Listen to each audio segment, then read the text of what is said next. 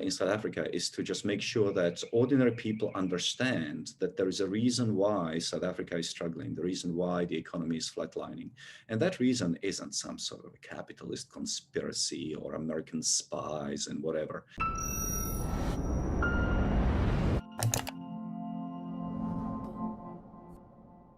What is the relationship between democracy and human progress? Are freer societies also more prosperous? Well, Marian Tupy of the Cater Institute and humanprogress.org believes that human freedom equals prosperity. We sat down with Marian for a long conversation around his new book, 10 Global Trends That Every Smart Person Should Know. And what follows is an extract from this conversation. Marian, let's turn now to governance issues. So, at the end of the Cold War, Francis Fukuyama wrote a book, The End of History and the Last Man, where he basically applied a Hegelian framework to say that essentially the liberal democratic ideal had triumphed. Do you think that that is still the case today? And what role does high degrees of human freedom, individual liberty play in driving growth and prosperity? I'm actually quite keen on Fukuyama's thesis. Obviously, following the end of communism, we have seen a tremendous flourishing of democracy in the world, whereas in the 70s and the 1980s, autocracies were here and democracies were here.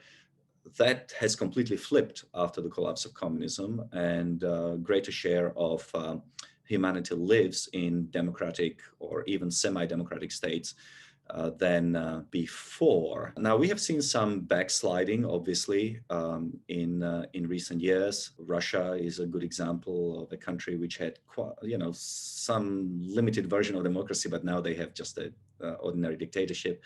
And it may well be that there are going to be countries where democracy is going to suffer even more, but I do not see a full flight from democratic decision-making, partly because I think that humans are becoming aware via the internet, via the news, etc., that there are places where people are treated better than in autocracies.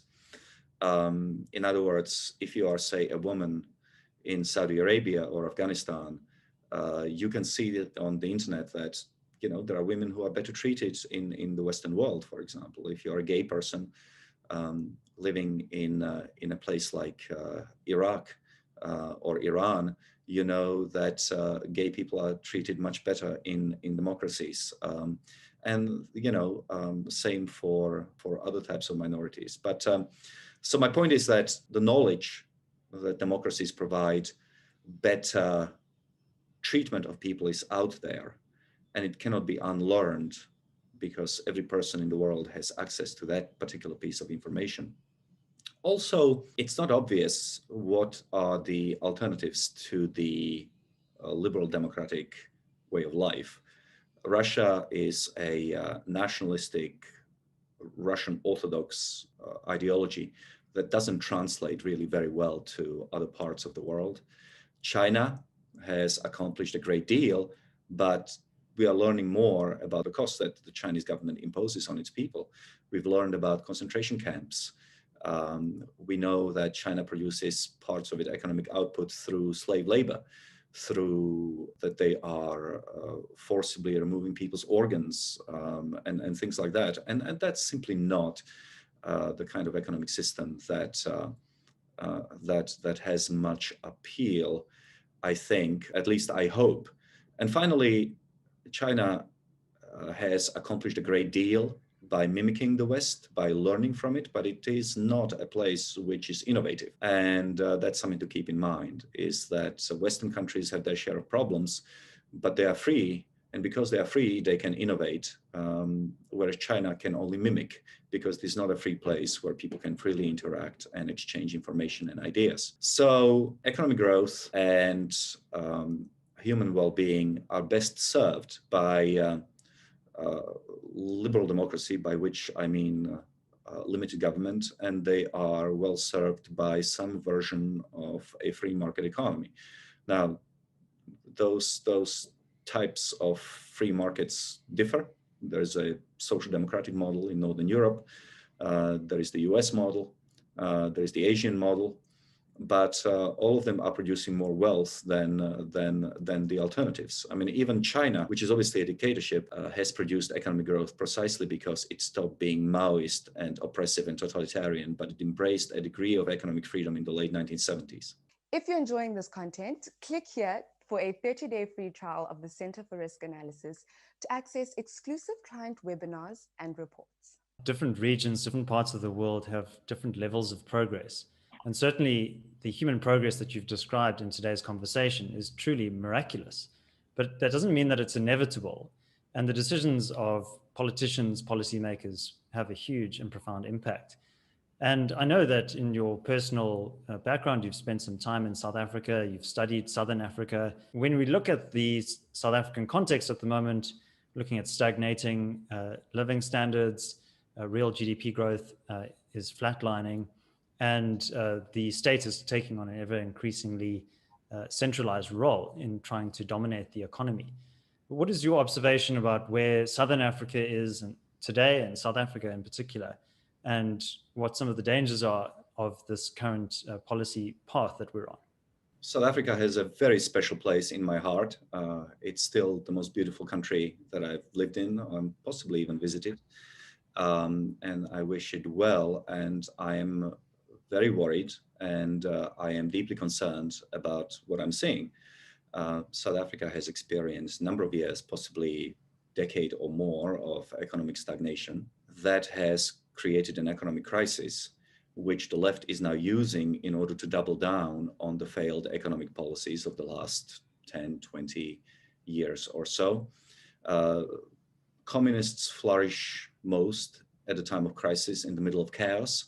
And the more chaotic South Africa gets, the more likely it is that communists are going to really triumph in these power struggles that are taking place in South Africa, and they are going to impose their insane and cruel vision on the other people in South Africa. So the key here is, I think, for people like you in South Africa, is to just make sure that ordinary people understand that there is a reason why South Africa is struggling, the reason why the economy is flatlining. And that reason isn't some sort of a capitalist conspiracy or American spies and whatever. South Africa doesn't even feature on the radar of the United States. The key here is that domestic policies of the ANC and of the South African Communist Party have strangled economic growth in South Africa. That's the key. South Africa is overregulated, over-bureaucratized, overtaxed, and it is no surprise that under those conditions, economic growth should be low, unemployment should be high, and out-migration should be high. And so the key is, I think, to inform South Africans about it, so that when change comes, presumably there is going to be one day when the ANC is not going to be in power, or if there is an economic crisis, the people of South Africa realize it was because of ANC's policies. Maybe we should go in the opposite direction rather than go with the ANC toward greater and greater economic restrictions and essentially another socialist catastrophe, another socialist collapse. Marian, that's certainly a cogent warning to us here in South Africa. But let's turn now to the United States. And it certainly seems to be difficult to be optimistic about the United States at this present juncture. We saw over the last few years, for example, the rise of Antifa on the far left. We saw right-wing elements storming the Capitol at the beginning of the year. So it seems to me that the United States is deeply polarized, unable to really find common ground. Do you share the pessimism of some of the people in the country in which you live? Yeah, it's a difficult time. There's no question about it. In the last, 6 years, 7 years, we have gone from a narcissist to an insane person to a senile person. So with every new cycle of elections, we just seem to be deteriorating in terms of the quality of leadership. And there are rotten parts of the system, no doubt about it. Nobody trusts the institutions, and the institutions don't trust the American people. That being said, right the year before COVID, median household income in the United States was its highest in history. The economy was actually doing extremely well. Unemployment was at a historical low. The economy was running, for an advanced economy like the United States, running at 2.5% and 3% is not bad. And as I said, median household incomes were at its historical highs. So there is a lot of good, or rather, a lot of, what is that phrase that Adam Smith used about there is a lot of ruin in the nation, meaning it takes a long time for an advanced nation with a lot of wealth to deteriorate and to collapse. I'm thinking here places like Argentina. You know, Argentina was one of the richest countries in the world in 1900, and it is still the second richest country in Latin America after Chile. Now, the reason for that is because Argentina already was at such high level of economic development relative to its neighbors that that even when it stagnated, you know, it took a lot of time for others to catch up. And in the United States, obviously, the United States is still on the cutting edge of innovation. You know, if you want to start a novel company and you need a lot of capital, Silicon Valley is where you go, including fellow South African Elon Musk, who's become the richest man in the world, and much more importantly, who's done tremendous things for economic progress. But he is in the United States for a reason. It is still a land of opportunity. It is still a land where you can start a business relatively easily, and you can get financing for it from private capital. But politics could undermine that. Politics could really destroy that. Politics is poison. It is a zero-sum game. And certainly the political atmosphere and the greatest polarization of the country is deeply concerning. And I do not see it being calmed down in any in the foreseeable future. So that just shows you that even in a place which is highly developed and has you know, decades, if not centuries, of political stability under its belt, things can go terribly wrong. And it also shows you that human progress is not guaranteed. You know, when I talk about human progress, I really talk about it is retrospective, it is historical. I can tell you that today people are living longer than they did 100 years ago. I can tell you that people are earning more money than they did last, you know, 100 years ago. I can tell you that, you know, poverty rates are lower than what they were 100 years ago.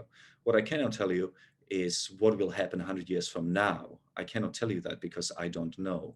I certainly am not Pollyannish, and I don't believe that there is some sort of a higher power or some sort of a force in the universe which is driving us towards some sort of a new Garden of Eden or utopia. I don't believe that. I think that we could screw it up at any moment. And it is precisely for that reason that humanprogress.org exists, to educate people about the reasons why we have it so good relative to the past, and why we continue to emphasize the importance of limited government and liberal democracy, and why we keep on emphasizing the importance of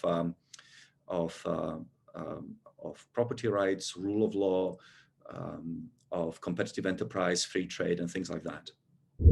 Thanks for watching. If you enjoyed this analysis, you might want to check out other videos in this series. My name is David Ansara. Please leave your thoughts in the comment section below and give this video a like. Until next time, take care.